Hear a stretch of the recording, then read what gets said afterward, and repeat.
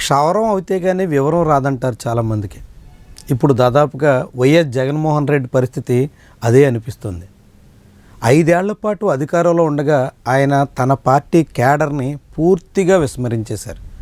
కనీసం కార్యకర్తలు ఉన్నారన్న గుర్తు కూడా ఆయనకు ఉందో లేదో తెలియనంతగా వ్యవహరించారు. దాంతో ఆఖరికి 2024 సాధారణ ఎన్నికల నాడు తన పార్టీ క్యాడరే తనకి వ్యతిరేకంగా పనిచేస్తుంది అని జగన్మోహన్ రెడ్డి ఊహించలేకపోయారు. కనీసం వ్యతిరేకత కాకపోయినా సహకరించడానికి కూడా సిద్ధం కాబోరు అనేటువంటిది ఆయన అంచనా వేయలేకపోయారు. దాంతో ఆయన బోల్తా పడ్డారు, ఫలితం అనుభవించారు. అధికారం నుంచి విపక్ష హోదా కూడా లేకుండా 11 సీట్లకి పరిమితమైపోయారు. ఇప్పుడు ఆయనకి తన కార్యకర్తల అవసరం, తన క్యాడర్ని గుర్తించాల్సిన బాధ్యత, తన చుట్టూ ఉన్నటువంటి వాళ్ళని మాత్రమే కాకుండా పార్టీ కోసం కష్టపడేటువంటి వాళ్ళ కోసం ఎంతో కొంత చేయాల్సినటువంటి ఆవశ్యకత గుర్తెరిగినట్టుగా కనిపిస్తోంది. దానికి తగ్గట్టుగానే ఇప్పుడు ఆయన తన పార్టీ క్యాడర్ని ప్రసన్నం చేసుకునేటువంటి ప్రయత్నం మొదలెట్టేశారు. తన పార్టీ కార్యకర్తల్లో ఆత్మవిశ్వాసం పెంచే ప్రయత్నానికి పూనుకుంటున్నారు. దానికి తగ్గట్టుగానే ఇప్పుడు వైఎస్ జగన్మోహన్ రెడ్డి పదే పదే తన నోట కార్యకర్తల సంక్షేమం, కార్యకర్తల శ్రేయస్సు గురించి మాట్లాడుతున్నారు. ఇదొక విచిత్రమైనటువంటి వ్యవహారం. ఈసారి వచ్చినప్పుడు మాత్రం మీ జగన్ కార్యకర్తల కోసం ఖచ్చితంగా ఉంటాడని మాత్రం ఖచ్చితంగా చెప్తాను. 2019 సాధారణ ఎన్నికలకు ముందు, అంటే జగన్మోహన్ రెడ్డి అధికారంలోకి రాకముందు ఆయన ఒకలాగా, అధికారం వచ్చిన తర్వాత మరోలాగా వ్యవహరించారు అన్నది స్వయంగా వైఎస్ఆర్సీపీ కరడుగట్టిన కార్యకర్తలు కూడా అంగీకరించేటువంటి వాస్తవం. అలాంటి జగన్మోహన్ రెడ్డి ఇప్పుడు మళ్ళీ అధికారం కోల్పోయిన తర్వాత పూర్వపు స్థితిలోకి వచ్చినట్టుగా కనిపిస్తుంది. మళ్ళీ తన పార్టీ కార్యకర్తలు, తన పార్టీ క్యాడరు, తన పార్టీ శ్రేణులు వీటి గురించి పదే పదే మాట్లాడుతున్నారు.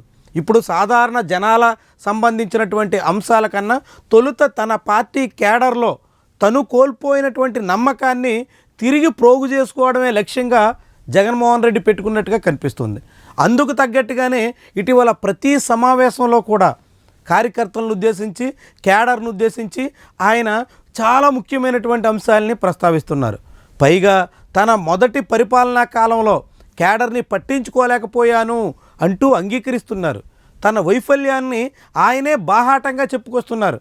5 ఏళ్ల పాలనలో కార్యకర్తల సంక్షేమ విషయం మీద పెట్టాల్సినంత శ్రద్ధ పెట్టలేకపోయాను అంటూ ఆయనే చెప్పుకొచ్చారు. అందుకు కరోనా కారణంగా మారినటువంటి ప్రాధాన్యత రీత్యా ఈ విషయం పక్కకు పోయింది అంటూ సర్ది చెప్పుకుంటున్నారు.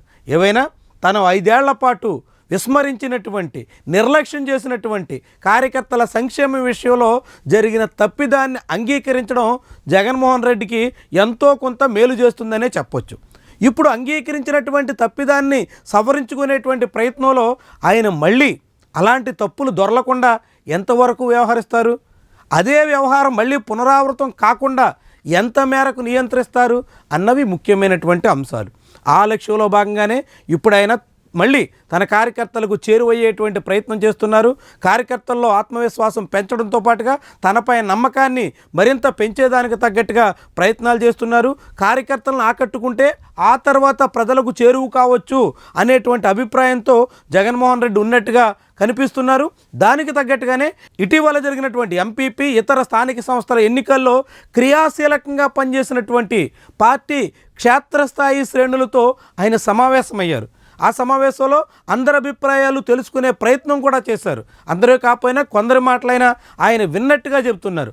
వాటి ఆధారంగా భవిష్యత్తులో తాను పార్టీ శ్రేణుల కోసం, పార్టీ కార్యకర్తల కోసం నిలబడతాను అంటూ భరోసా కల్పించే ప్రయత్నం చేశారు. తద్వారా జగన్మోహన్ రెడ్డి తొలుత తన పార్టీని చక్కదిద్దుకుని, తన పార్టీ కార్యకర్తల్ని తన వైపు తిప్పుకుని అప్పుడు క్షేత్రస్థాయిలోకి వెళ్ళేటువంటి ప్రయత్నంలో ఉన్నారా అనేటువంటి అభిప్రాయాన్ని కలిగిస్తున్నారు. మరి ఈ ప్రయత్నంలో జగన్మోహన్ రెడ్డి ఎంతవరకు సక్సెస్ అవుతారు, ఆయనకు దూరమైనటువంటి పార్టీ క్యాడర్ మళ్ళీ ఆయన మీద నమ్మకంతో దగ్గరయ్యేదానికి ఎంతవరకు అవకాశం ఉంటుంది, వీటన్నిటిని బట్టే వైఎస్ఆర్సీపీ భౌతవ్యం ఉంటుందని మనం చెప్పొచ్చు.